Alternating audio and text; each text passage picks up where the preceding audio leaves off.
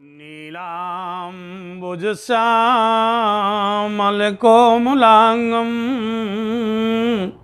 सीता समारोपित वामभागं पाणौ महासायक चारुचापं नमामि रामं रघुवंशनाथं।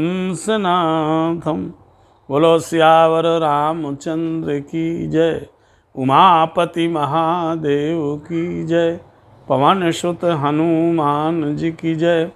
बोलो भाई सब संतन की जय, जय जय सीताराम, जय जय सीताराम। पिछले दिनों हम लोगों ने देखा कि विभीषण जी को भगवान अपने शरण में ले लेते हैं।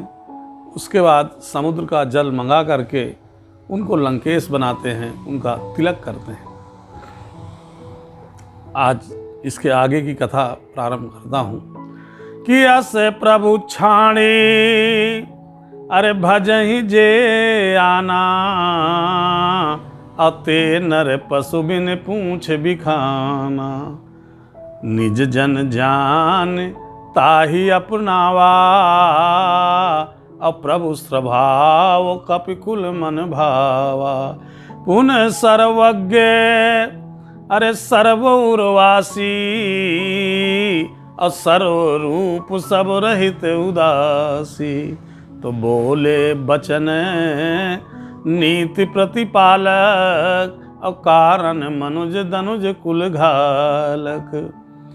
तो सुन कपीस लंकापति वीरा, और केहि विधि तरिय जलद गंभीरा। शंकुल मगर उरग झस जाती, अवधि अगाध दुस्तर सब भांति।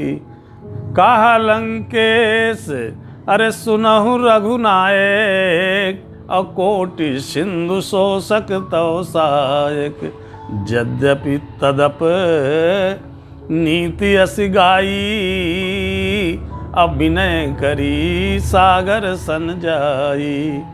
प्रभु तुम्हारे कुल गुरु जलधि, प्रभु तुम्हारे कुल गुरु जलधि, कहिए उपाय विचार। अब बिनु प्रयास सागर तरिए, सकल भालु कपिधार। सियावर रामचंद्र जी की जय।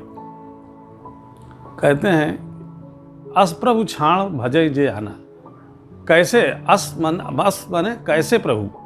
प्रभु देखिए भक्त वत्सल हैं, शरणागत वत्सल हैं, भगवान सहज हैं, दयालु हैं, कृपालु हैं। ऐसे परमात्मा भगवान राम को छोड़ करके जो किन्हीं अन्य पूजा करते हैं, उनके लिए कहा है कि ते नर पशुबिन पूछ बिखाना। ऐसे मनुष्य कैसे हैं? जैसे पशु बिना सींग पूंछ का पशु हो, उसी प्रकार से मनुष्य भी शरीर का तन जरूर धारण किए हुए है, अर्थात बिना सींग पूंछ का वो व्यक्ति है। फिर कहते हैं कि निज जन जान ताहि अपनावा। विभीषण को अपना जन भक्त समझ करके उसको शरण दिए और अपना लिए। भगवान के ऐसे स्वभाव को देख करके सारे बंदर भालू जो है बहुत प्रसन्नचित्त हुए। अब कहते हैं पुनः सर्वज्ञ सर्वउर्वासी। जो भगवान सर्वज्ञ हैं, सब कुछ जानते हैं, सबके हृदय में वास करते हैं। पुनः सर्वज्ञ सर्वउर्वासी, सर्वरूप सब रहित उदासी। सारे रूप में भगवान ही है, अर्थात भगवान का ही रूप पूरा जगत है। ऐसे परमात्मा क्या कहते हैं कि नीति का पालन करते हुए, बोले वचन नीति प्रतिपालक। नीति का पालन नीति का पालन का मतलब क्या? चूँकि भगवान मनुष्य की लीला कर रहे हैं, तो मनुष्य जिस प्रकार से जैसे कोई राजा होता है तो कोई बात को अपने मंत्री परिषद में, मंत्रियों के बीच में उसको रखा जाता है, और जब मंत्री लोग सहमत हो जाते हैं तो राजा उसको कानून बना देते हैं। अर्थात उसको भगवान राम, आज भगवान राम समस्त जो इनके पास मंत्री हैं, जैसे कपीस हैं, वानर राज सुग्रीव हैं, लंकेश हैं, विभीषण जी, इनसे राय लेते हैं और कहते हैं कि देखिए समुद्र जो है अगाध है, बड़ा चौड़ा है, बहुत गहरा है, जिसको न तैर करके पार कर सकते हैं, न कूद करके पार जा सकते हैं, और न उड़ करके जा सकते हैं। इसलिए ऐसे अगाध समुद्र को कैसे पार किया जाए, इसके विषय में भगवान पूछते हैं। और भगवान ये कहते हैं कि कारण मनुज दनुज कुल घालक। देखिए, भगवान राम ने मनुष्य का रूप धारण किया है, ये पारब्रह्म परमात्मा है। क्यों? क्योंकि रावण ने जो ब्रह्मा जी से वरदान मांगा था, तो वो कहा था कि हम मनुष्य और वानर से ही मारे जाएं, बाकी हमको कोई न मार सके। तो मनुष्य का रूप धारण करके भगवान आए हैं निशाचरों का नाश करने के लिए। अब लंकेश अर्थात विभीषण जी राय देते हैं। सुग्रीव जी राय इसलिए नहीं देते क्योंकि अभी इसके पहले उन्होंने एक राय दिया था कि विभीषण जी को बंधक बना लिया जाए, तो इनकी राय, इनका सलाह, इनका विचार जो है व्यर्थ गया था, इसलिए आज चुपचाप बैठे हैं। दूसरा जो है, चूँकि विभीषण जी समुद्र तट पर रहते हैं, तो समुद्र के विषय में विभीषण जी को अच्छी जानकारी है। तो विभीषण जी कहते हैं क्या कि कहा लंकेश अरे सुनहु रघुनायक, अकोटि सिंधु शोषक तव सायक। हे रघुनायक, हे रघुकुल के नायक, आपके एक बाण से ऐसे एक नहीं करोड़ों समुद्रों को सोख सकता है। आपका बाण करोड़ों समुद्र को सोख सकता है, सुखा सकता है। लेकिन यद्यपि नीति यश गाई, ऐसा है आपके बाण में सामर्थ्य है, लेकिन नीति ऐसा कहती है कि विनय करिए सागर संजाई। समुद्र से विनम्रतापूर्वक विनय करिए, निवेदन करिए, वो रास्ता बताएगा। आगे कहते हैं कि प्रभु तुम्हारे कुल गुरु जलधि, कहिए बीच उपाय विचार। प्रभु समुद्र जो है आपके पूर्वजों में सबसे सियाना है, अर्थात इन भगवान राम के जो पूर्वज सगर हुए हैं, उन्होंने समुद्र का निर्माण करवाया था, समुद्र को खुदवाया था। तो वो जो है आपको पार जाने के लिए कोई न कोई उपाय जरूर बताएंगे। और देखिए, विभीषण जी कह रहे हैं तो कुछ गलत नहीं कह रहे हैं। आप देखिए, समुद्र, आप ये मत समझिए कि समुद्र कैसे बोलता है। समुद्र बोलता है। जब भगवान हनुमान जी माँ जानकी जी की खोज के लिए जा रहे थे, तो गोस्वामी जी ने एक चौपाई दिया है क्या कि जिमि अमोघ रघुपत कै बाना, तो ये ही भांति चलो हनुमाना। तो जल निधि रघुपत दूत बिचारी, और तय मैनाक होई श्रमहारी। वहाँ पे भी हनुमान जी को अति वेग से उड़ते हुए देख करके समुद्र ने मैनाक पर्वत से कहा था कि इनकी मदद करो।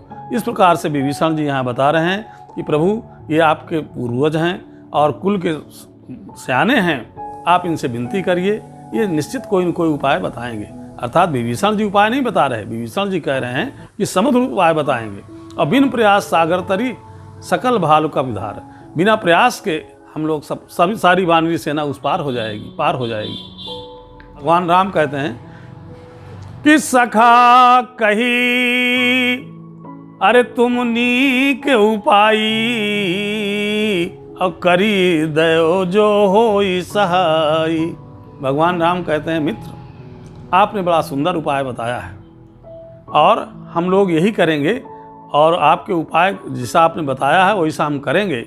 देखिए, जब दैव सहायता करें, माने भगवान राम का कहने का भाव ये है कि हम उपाय तो विनय करेंगे, लेकिन जब दैव होगा, सहाय होगा, तब दैव सहायता करेंगे तब।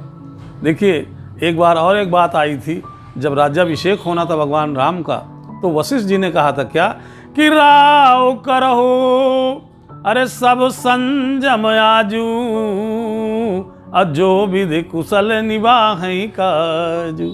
माने कार्य होने में वहाँ शंका थी। इसी प्रकार से यहाँ पे भी है, भगवान कहते हैं कि करी जो दैव करे सहाय। माने भगवान राम जानते हैं कि ये कार्य संभव नहीं है, ये होना मुश्किल है, इसलिए कहते हैं जो दैव सहाय। अब आगे इस बात को सुन करके गोस्वामी जी लिखते हैं कि मंत्र नया अरे लक्ष्मण मन भावा, और राम बचन सुन अति दुख पावा। नाथ दयो कर कौन भरोसा, असोखी सिंधु करिय मन रोसा। नाथ दयो कर कौन भरोसा, सोखी सिंधु करिय मन रोसा।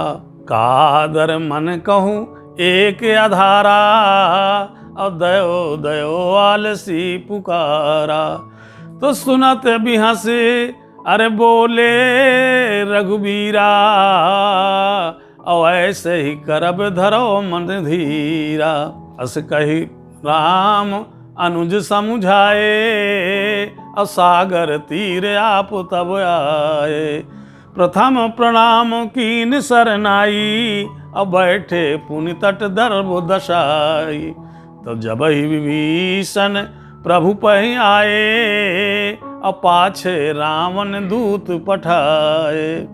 तो सकल चरित तिन देखे, सकल चरित तिन देखे, धरे कपट कपि दे। और प्रभु गुण हृदय सराहई, शरणागत पर नेह। सियावर रामचंद्र जी की जय। तो लक्ष्मण जी के मन को ये भाया नहीं, और लक्ष्मण जी यहाँ तक कहते हैं कि राम बचन सुन अति दुख पावा। देखिए पूरी रामचरितमानस में मेरे समझ से केवल यहीं पे एक ऐसा स्थान है जहाँ पे भगवान राम की बात लक्ष्मण जी को अच्छी नहीं लगी, अति दुख पावा।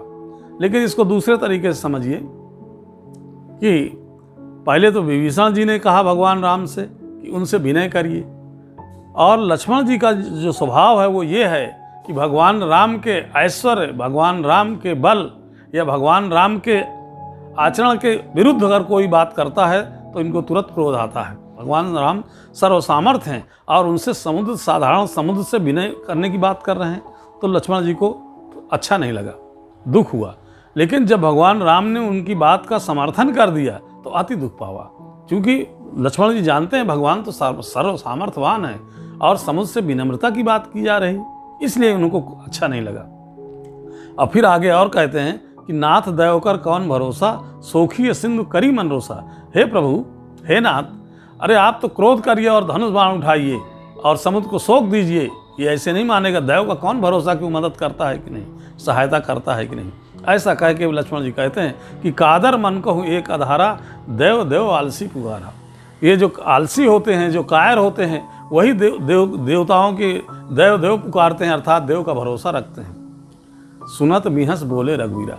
लक्ष्मण जी की इस बात को सुन करके भगवान राम मुस्कुराए और मुस्कुरा करके कहते हैं कि ऐसे ही करब धरो मन धीरा। भगवान राम लक्ष्मण जी से कहते हैं कि हम ऐसा ही करेंगे जैसा तुम कह रहे हो, लेकिन चूंकि अभी अभी नए विभीषण जी अभी अभी आए हैं और उनको हमने अभी मित्र बनाया है, मंत्री बनाया है, अगर हम उनकी बात को नहीं मानेंगे तो उनके हृदय में कुंठा होगी कि मैं शत्रु का भाई हूँ, इसलिए भगवान मुझ पर विश्वास नहीं करते, इसलिए मैं उनकी राय मान रहा हूँ और तुम धैर्य धारण करो, तुम्हारी ही बात होगी। अर्थात भगवान राम ने विभीषण की भी बात मान रख दिया और लक्ष्मण जी का मान अभी रखेंगे। क्या कहते हैं कि अस कही प्रभु अनुजहि समझावा। भगवान राम ऐसा बता करके कह करके भाई को संतुष्ट किए और फिर कहते हैं क्या कि सिंधु समीप गए रघुराई। समुद्र के समीप गए, अर्थात सारी वानरी सेना समुद्र के तीर से कुछ दूर पे थी। भगवान राम समुद्र के तट पे गए और सबसे पहले उनको प्रणाम किया, सर झुका करके प्रणाम किया और बैठे पुण्य तट दर्भ दसाई। समुद्र के तट पे कुशासन बिछा करके उस पर बैठ गए और निवेदन करने लगे, अर्थात ध्यान करने लगे समुद्र का। और गोस्वामी जी लिखते हैं कि जब विभीषण प्रभु पे आए, जैसे विभीषण भगवान की शरण में आए या भगवान की शरण की तरफ, भगवान के दल की तरफ चले, तो रावण ने पीछे से कुछ दूतों को भेज दिया था।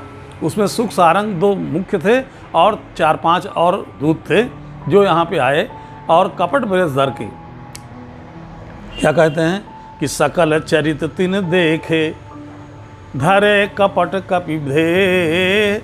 माने कपट वेश से बानर का रूप धारण कर लिया था। केवल विभीषण जी तो जिस रूप के थे उसी रूप में आए, लेकिन ये जो दूत थे ये कपट वेश बना करके बंदर बन करके आए और सारा चरित्र देखा। कैसा चरित्र कि जैसे विभीषण जी को जो बंधक बनाने के लिए सुग्रीव कह रहे थे तो भगवान राम ने मना किया और विभीषण को अपना शरणागत स्थान दिया, मित्र बनाया, उनकी राय मान रहे हैं। इन्हीं सब चीज़ों को देख करके प्रभु गुण हृदय सराहें शरणागत पर ने, भगवान के गुणों की सराहना कर रहे हैं और सराहना करते करते इनके मन में इतना माने उत्साह उठा, इतना प्रेम हुआ कि क्या कहते हैं कि प्रगट बखानहि राम सुभाऊ,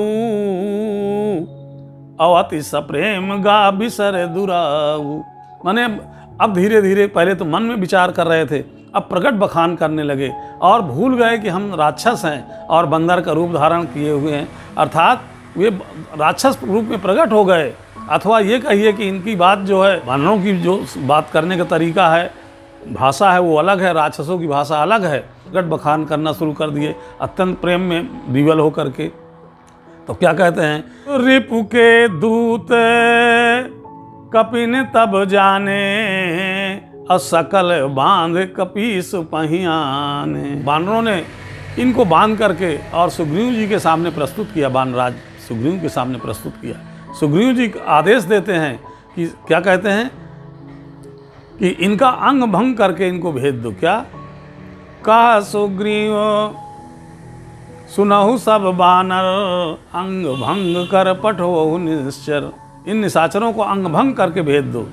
सुन सुग्रीव बचन सब धाये, अब बहु प्रकार सब मारन लागे। अरे जो हमार हर नासा काना, अते ही कौशलाधीश कयाना। सुन लक्ष्मण सकल निकट बुलाए, अब दया लाग हंसताई छुड़ाए। अरे रामन कहूँ दीजे यह पाती, लक्ष्मण बचन बाँच कुल घाती। कहो मुखागर मूल सन, मम संदेश उदार। असीता देहु मिलौनत, आवा काल तुम्हार। सियावर रामचंद्र जी की जय। जैसे ही आदेश दिया सुग्रीव महाराज ने वानरों को कि इनके अंग भंग करके भेज दो। देखिए, सुग्रीव जी ने इनको मार डालने की बात नहीं कही। क्यों? क्योंकि सुग्रीव जी राजा हैं, वानर राज हैं। वो जानते हैं कि दूत का वध करना उचित नहीं है, नीति के विरोध है। इसलिए उन्होंने इनके अंगभंग करने की बात कही। जैसे हनुमान जी को जब वहाँ ले गए थे तो रावण ने अंगभंग करने की बात कही थी, लेकिन रावण ने तो ये कह दिया था कि इनके पूंछ को आग लगा दो, मैंने अंग का नाम लिया था। लेकिन सुग्रीव जी अंग का नाम नहीं ले रहे। चूँकि लक्ष्मण जी ने नाक कान काटा था शूर्पणखा का, तो सब वानर समझ गए और नाक कान काटने लगे। और जैसे नाक कान काटने लगे वैसे जो ये राम की दुहाई दे करके तेज तेज से बोलने लगे, जो हमार हर नासा का आना, ते कौशलाधीश के आना। कौशल नरेश अर्थात कौशल नरेश भगवान राम की दुहाई है, उनकी सौगंध में देता हूँ अगर किसी ने मेरा नाक कान काटा तो। और लक्ष्मण जी ने जैसे उसकी आवाज़ को सुना वैसे सबको पास में बुलाया और दया लाग हंस तुरंत छुड़ावा। लक्ष्मण जी को दया आ गई, उसको मैंने छुड़ा दिया। देखिए, एक भाव और है। लक्ष्मण जी ने सोचा कि मुझे कुछ उपाय करना पड़ता पत्रिका पहुंचाने के लिए, तो अब ये स्वयं आ गया है दूत, तो इसी के हाथ भिजवा दें। तो मैंने लक्ष्मण जी कहते हैं कि ये पत्रिका जो मैं तुमको दे रहा हूँ, इसको रावण के हाथ में देना, किसी मंत्री के हाथ में मत देना, रावण के हाथ में देना। ऐसा क्यों कहा? क्योंकि मंत्री को देंगे तो मंत्री की हिम्मत नहीं पड़ेगी जो पत्रिका में लिखा हुआ है कि उस रावण को सुना दे, चूँकि रावण तो तुरंत क्रोधित हो जाता है, उनको दंड देने लगे। इसलिए लक्ष्मण जी ने कहा रावण को मैंने ये पत्रिका देना। और कहो मुखागर मूर्सन, और पत्रिका के साथ साथ दूसरे भगवान लक्ष्मण जी कहते हैं कि मुजवानी मतलब मुखागर, उससे कहना क्या कि कहो मुखागर मूढ़ सन, मम संदेश उदार। और सीता देहु मिलौनति, आवा काल तुम्हार।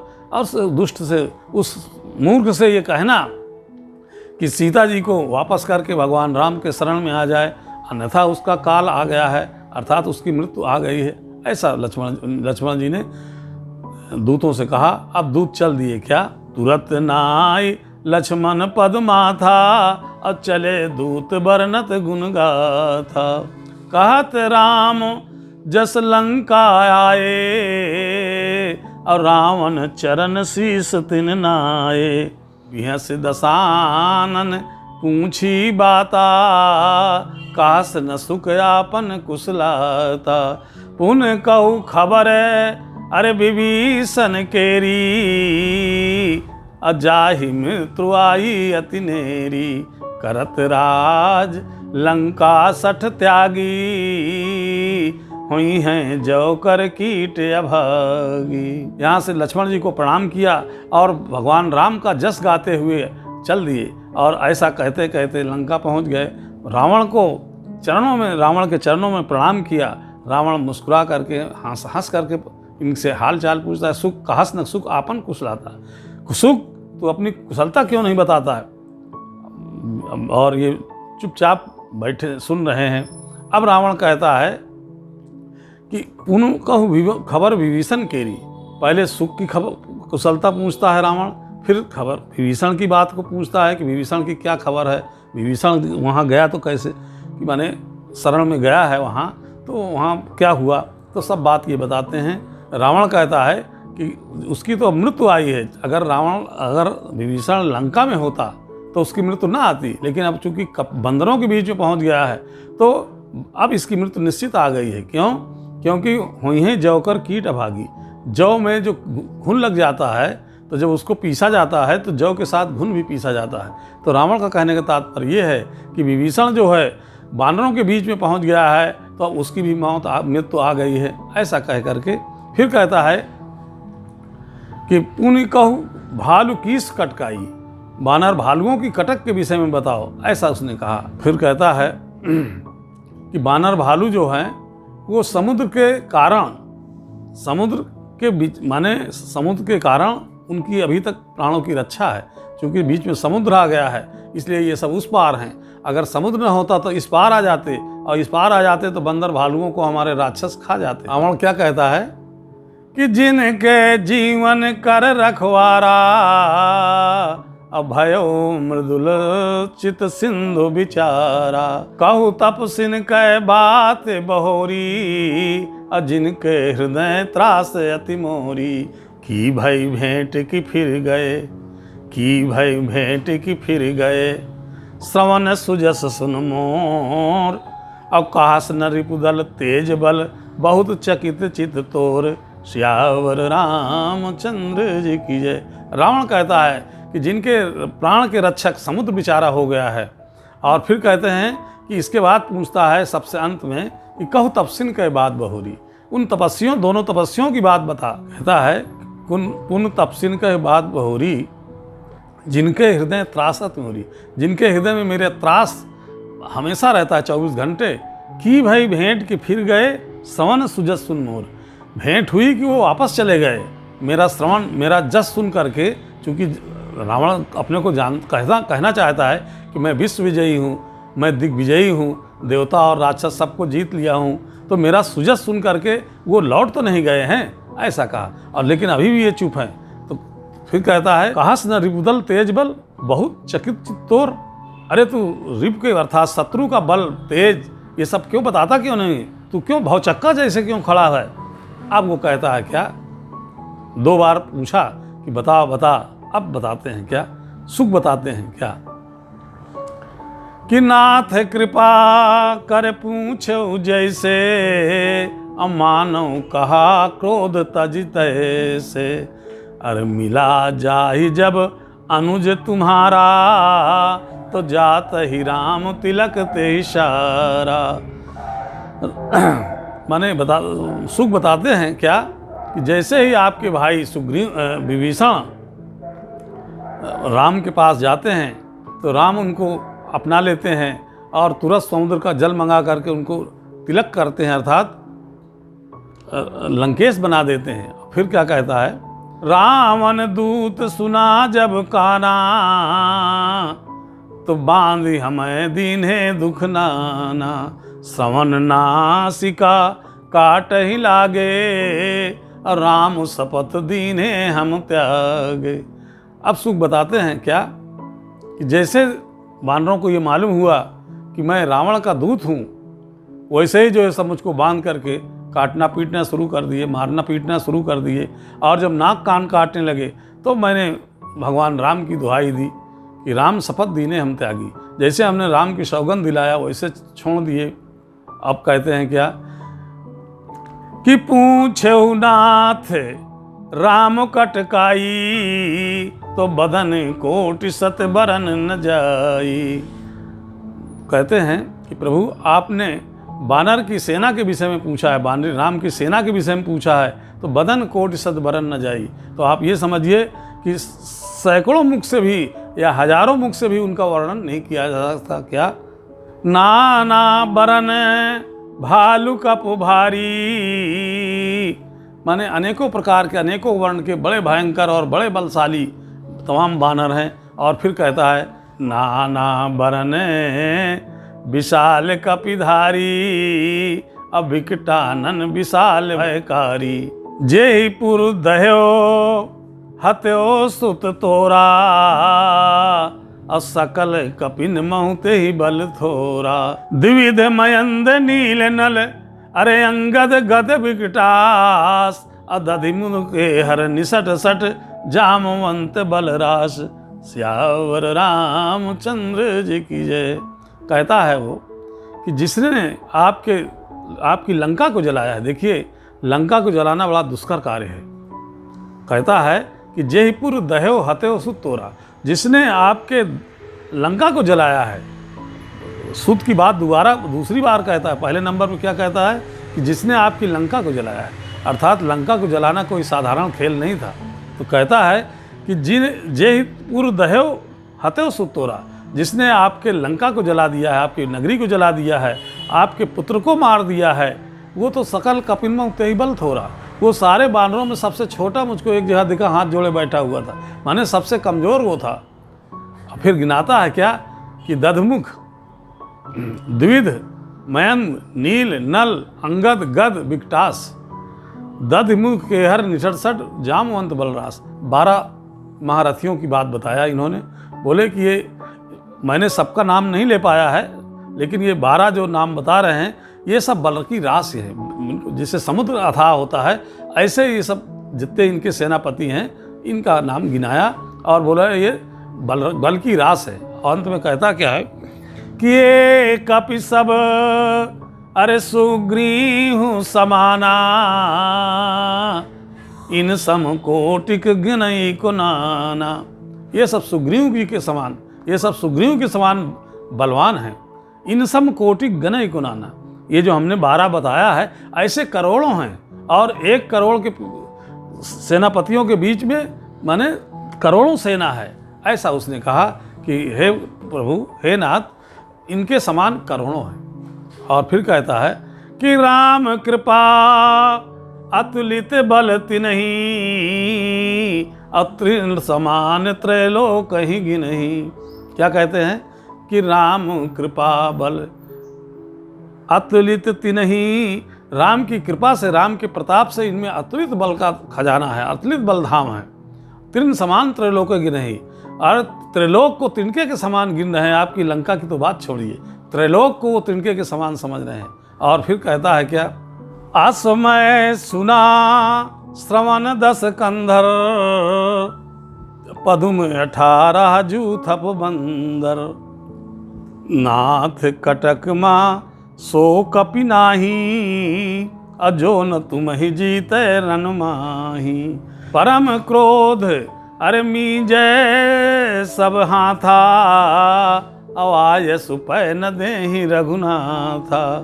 मर्द गर्द मिल वहीं 10 सीसा, और ऐसे ही बचन कहें सब कीसा।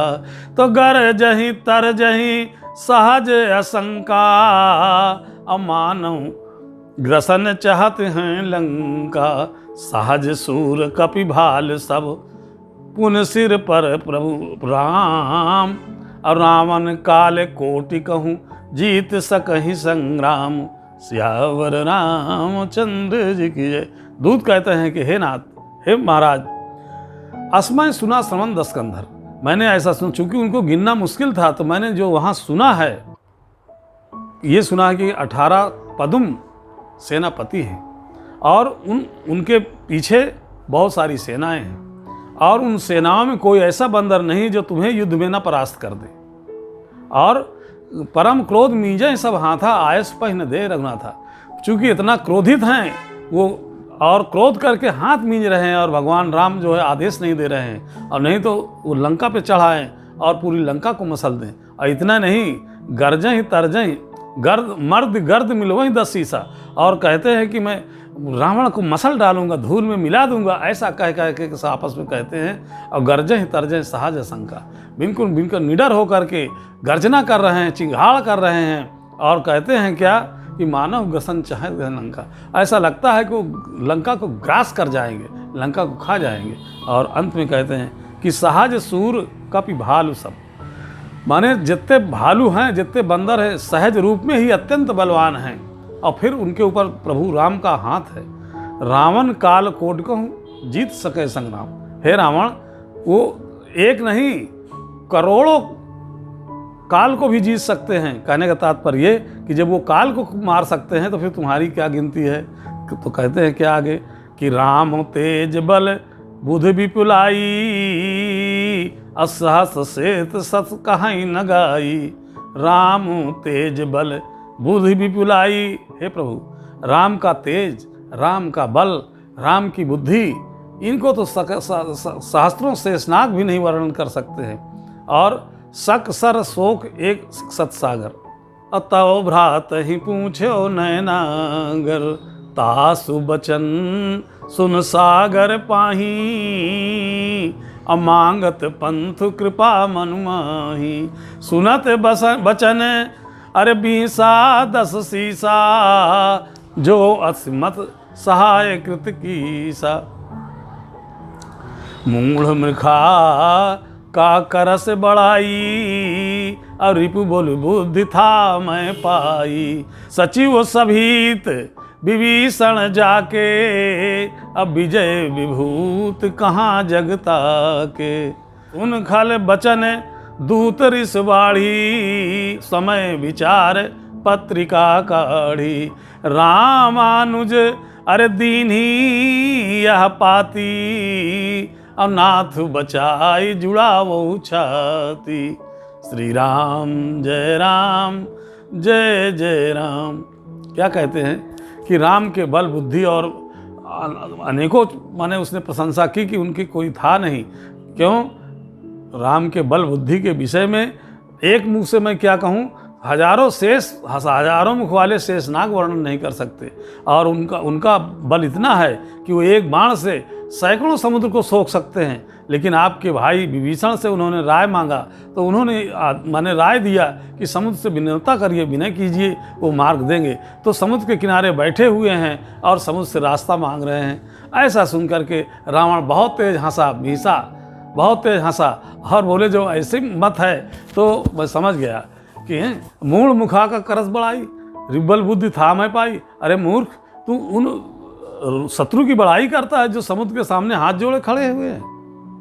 अब मैं उनके बल बुद्धि के विषय में समझ गया कि उनके पास कुछ नहीं है। अगर बल बुद्धि होती तो ये जो उसके सचिव जो है विभीषण को बनाया है और उसकी राय से ये काम कर रहे हैं, वो तो सभी थे, डरपोक है। वो तो मेरे सामने भी आया था तो हाथ जोड़ रहा था, विनय कर रहा था कि राम से मिलिए। और वहाँ राम को भी कहता है समुद्र से विनय करिए। और जिसके विभीषण जैसे सचिव होंगे उसके पास विभूति और विजय कहाँ है। ऐसा जब रावण ने कहा तो सुन खल बात, माने दुष्ट रावण की बात सुन करके दूत ऋष बाढ़ी, सुख को जो है माने दूत को जो है ऋष बाढ़ी अर्थात क्रोधित हुए और तुरंत लक्ष्मण की दी हुई पत्रिका को निकाल करके बोला कि रामानुज दीन्ही आपाती, नाथ बचाए जुड़ावा छाती। ये लक्ष्मण ने राम के भगवान राम के छोटे भाई लक्ष्मण ने ये पत्रिका दी है और इसको आप पढ़ लीजिए और पढ़ करके अपने हृदय को शीतल करिए। देखिए ये व्यंग है। पत्रिका पढ़ने के बाद शीतलता नहीं प्राप्त होगी बल्कि जलन होगी, क्योंकि पत्रिका में ऐसी बात बिहा से बाम कर लीनी रावण, सचिव बोल 60 लाख बचावन।